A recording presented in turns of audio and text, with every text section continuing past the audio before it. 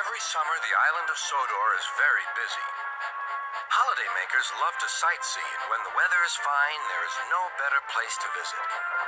Some people like to go to the mountains. Others like the valleys. Children love the seaside. One morning, Thomas was puffing along the line that runs by the coast. His two coaches, Annie and Clarabelle, were packed with children going to the beach. Everyone was happy. Percy was taking some freight cars to the harbor. "Hello, Thomas. You look cheerful. I wish I could take children today instead of freight cars." "They're the Vickers Sunday School," explained Thomas. "I'm busy this evening, but the station master says I can ask you to take the children home." "Of course I will," promised Percy. Later, Percy saw Harold. "Sorry, Percy. Can't talk. I'm on high alert." "Why?" "Bad weather's due. My help's always needed. Mind how you go, Percy." "Huh," huffed Percy. "As long as I've got rails to run on, I can go anywhere in any weather anyhow. Goodbye."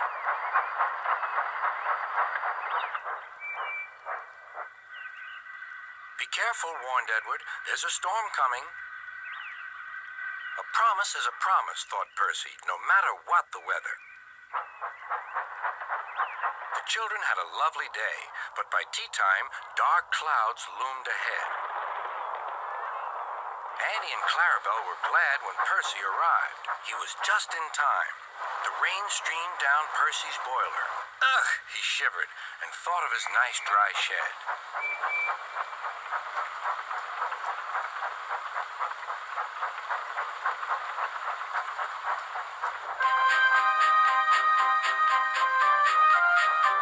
Percy struggled on past coastal villages and into the countryside. The river was rising fast. "I wish I could see, I wish I could see," complained Percy as he battled against the rain. More trouble lay ahead.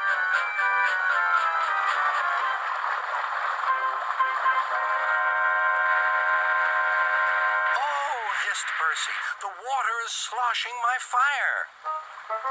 Percy's driver and fireman had to find some more firewood.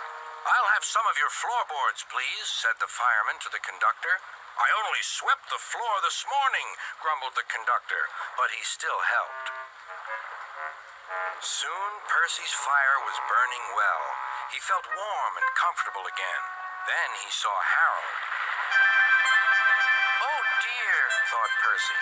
"Harold's come to laugh at me." Something thudded onto Percy's boiler. "Ow!" exclaimed Percy. He needn't throw things. "It's a parachute," laughed his driver. "Harold's dropping hot drinks for us." "Thank you, Harold," whistled Percy. "Good to be of service," replied Harold and buzzed away. The water lapped Percy's wheels. Percy was losing steam again, but he plunged bravely on. "I promised," he panted. "I promised." He made one more big effort, and at last, exhausted but triumphant, he brought the train home. "Well done, Percy," cheered Thomas. "You kept your promise, despite everything." Sir Topham had arrived in Harold. First he thanked the men, then Percy. "Harold told me you were a wizard.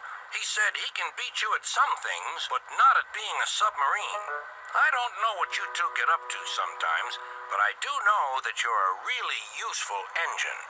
"Oh, sir," whispered Percy happily. A brand new tank engine was racing across the island of Sodor. He was very excited. didn't want to be late. Right on time, said Sir Topham Hatt. Thomas and Percy looked at the big tank engine. He was very impressive. This is Arthur, said Sir Topham Hatt. He's here to shunt freight cars and pull freight. Nice to meet you, puffed Arthur politely. And he's got a spotless record, said Sir Topham Hatt. What's a spotless record? Whispered Percy. It means he's never been naughty or made a mess, replied Thomas. The three engines were soon at work. Thomas and Percy were bumping freight cars. They knew this was naughty, but they were having fun. Join in, Arthur, said Thomas. No, thank you, wheezed the new engine. He'd never been naughty before. Arthur's first job was to push a trainload of fruit to market. The troublesome truck started to sing. Root toot toe, we wanna go. The fruit's going off 'cause you're too slow. How rude, huffed Arthur. This gave Thomas a naughty idea. Sir Topham Hatt doesn't like the troublesome truck singing, said Thomas. You must stop them. Thank you, said Arthur. I will. Arthur was glad he could keep the troublesome trucks in order. He'll never stop the trucks from singing, laughed Thomas. Arthur chuffed cheerfully through the countryside. Soon the troublesome truck started singing again. Chug, chug, chuff. You tug and huff, but you're so rusty you can't even puff. Stop singing, huffed Arthur. Trucks should do as they are told. The troublesome trucks were cross. If they couldn't sing, they would teach Arthur a lesson instead. We'll show him, they giggled. He can't push us around. Arthur struggled over bridges. And he huffed and puffed through tunnels. He came over the top of a big hill. You can't catch us, laughed the troublesome trucks. But there was trouble ahead. Duck had stopped at the crossing at the bottom of the hill. Arthur's driver applied the brakes, but it was too late. Squashed fruit flew everywhere.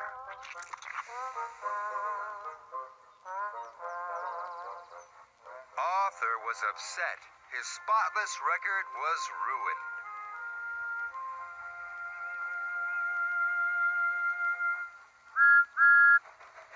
Oh, Arthur, what a mess, puffed Thomas.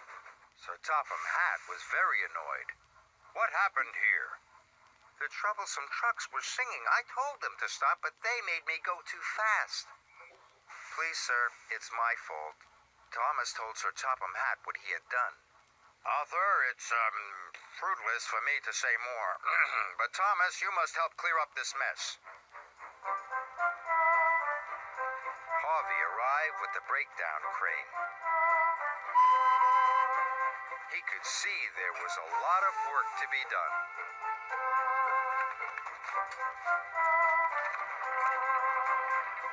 Everyone worked hard, and Thomas took the loaded trucks away.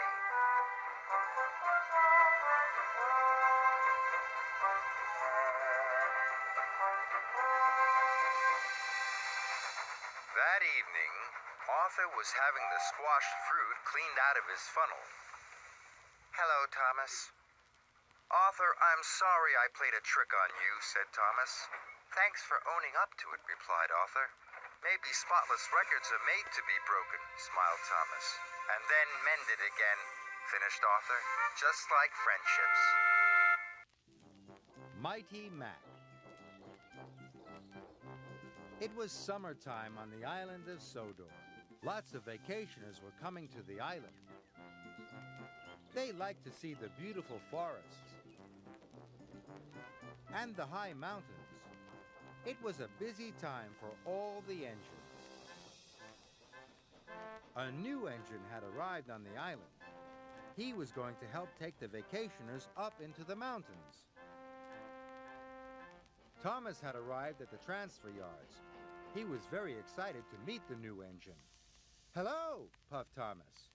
"Hello," the new engine puffed back. "I'm mighty. And I'm Mac. And together, we're Mighty Mac, they whistled happily. Thomas had never seen such an unusual engine before. Then the narrow gauge controller, Mr. Percival, arrived. Mighty Mac, you ought to take some vacationers to the mountain campground, said Mr. Percival. Mighty Mac could see the vacationers. They were waiting on the platform. But there were lots of tracks between Mighty Mac and the vacationers. Mighty Mac didn't know how to get to the platform. We've always worked in the shunting yard, moaned Mighty to Thomas. How will we find our way over to the passengers? Groaned Mac. It's simple, whistled Thomas. Look at where you want to go, then follow the track that will take you there. Mighty set off nervously. But as they puffed along the track, Mac thought his way was quicker. This way, he said. No, Mac, puffed Mighty, it's this way. Soon they were puffing left and right, backwards and forwards. They were very confused. They even had a ride on the turntable. Then, at last, we're here, puffed Mac. Then why are the vacationers over there? Asked Mighty. Because you didn't look where you wanted to go. You didn't follow the right track, said Mr. Percival sternly. Now you're late. Sorry, said Mac. Sorry, said Mighty. They felt very silly. Finally, the passengers were on board. Mighty Mac puffed through the countryside on the way to the campground. We have to get there before dark, chuffed Mighty. So we'll have to work extra hard. Then, in the mountains, there was a fork in the track. Mighty wanted to go left. This way, he puffed. No! Go the other way, shouted Mac. But Mighty was already pulling them past the fork. Mac was cross. The next time they came to a fork in the track, Mac wanted to go the other way again. This way, he puffed, and he pulled Mighty back to the junction, and then pushed him back up the other line. Now, Mighty was cross. They puffed through the mountains, and whenever they came across a junction, Mighty would push one way, then Mac would pull the other. The vacationers were having a very bumpy ride. They spilt their drinks and their donuts went flying. But Mighty Mac pressed on. Then there was trouble. They had arrived at a dead end.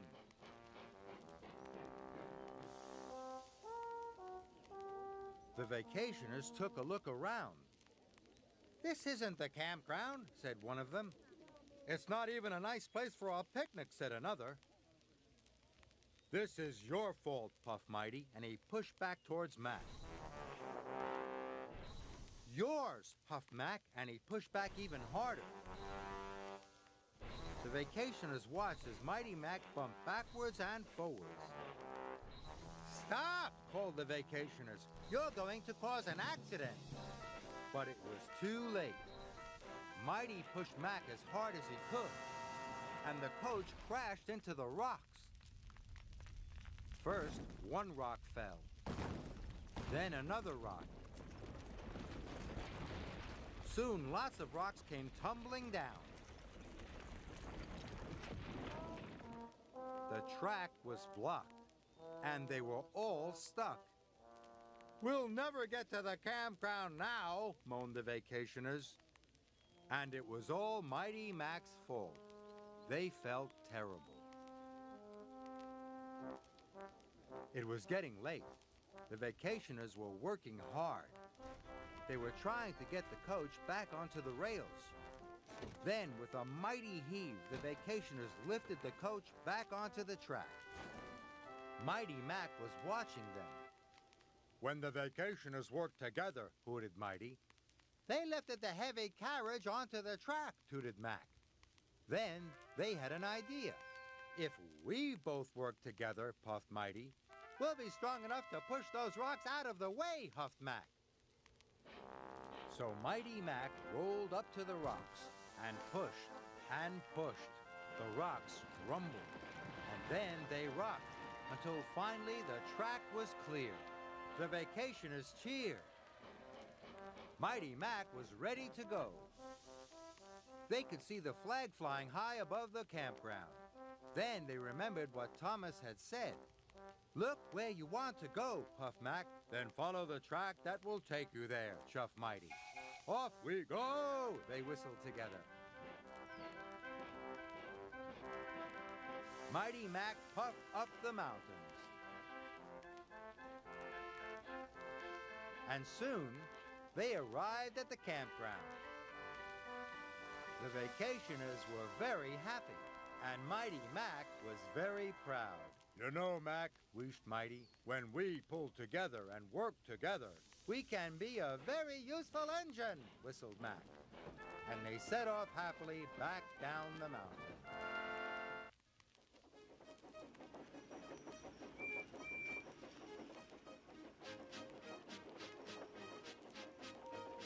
Sir Topham Hatt works his engines hard, but they are very proud when he calls them really useful. I'm going to the scrapyard today, Edward called to Thomas. What, already? You're not that old, replied Thomas cheekily. Thomas was only teasing.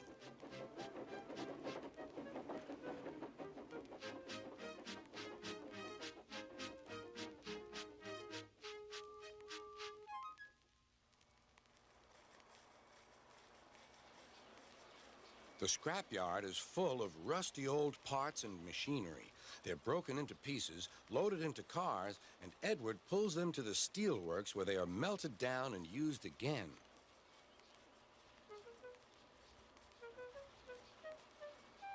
Today, there was a surprise waiting for Edward in the yard. It was a traction engine. Hello, said Edward. You're not broken and rusty. What are you doing here? I'm Trevor. They're going to break me up next week. What a shame, said Edward. My driver says I only need some paint, polish, and oil to be as good as new, but my owner says I'm old-fashioned. Edward snorted. People say I'm old-fashioned, but I don't care. Sir Topham Hatt says I'm a useful engine. What work did you do? My owner would send us from farm to farm. We threshed corn, hauled logs, and did lots of other work. The children loved to see us. Trevor shut his eyes, remembering. Oh, yes, I like children. Edward set off for the station. Broken up, what a shame. Broken up, what a shame. I must help Trevor, I must. He thought of all his friends who liked engines, but strangely, none of them would have room for a traction engine at home. It's a shame, he hissed.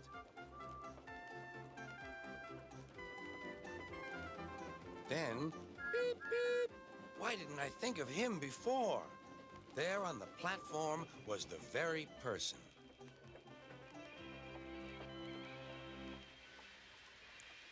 Hello, Edward. You look upset. What's the matter, Charlie? He asked the driver. There's a traction engine in the scrapyard, Vicar. He'll be broken up next week. Jem Cole says he never drove a better engine. Do save him, sir. He saws wood and gives children rides. We'll see, replied the vicar. Jem Cole came on Saturday. The Reverend is coming to see you, Trevor. Maybe he'll buy you. Do you think he will? Asked Trevor. He will when I've lit your fire and cleaned you up. The vicar and his two boys arrived that evening. Trevor hadn't felt so happy for months. He chuffered about the yard. Show your paces, Trevor, said the vicar.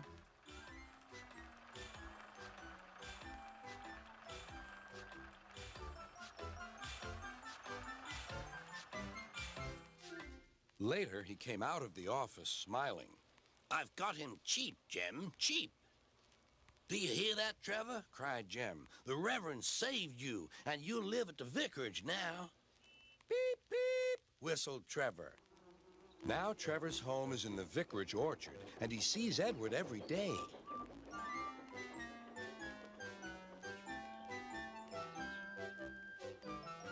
His paint is spotless, and his brass shines like gold. Trevor likes his work, but his happiest day is the church fair. With a wooden seat bolted to his bunker, he chuffers round the orchard, giving rides to children.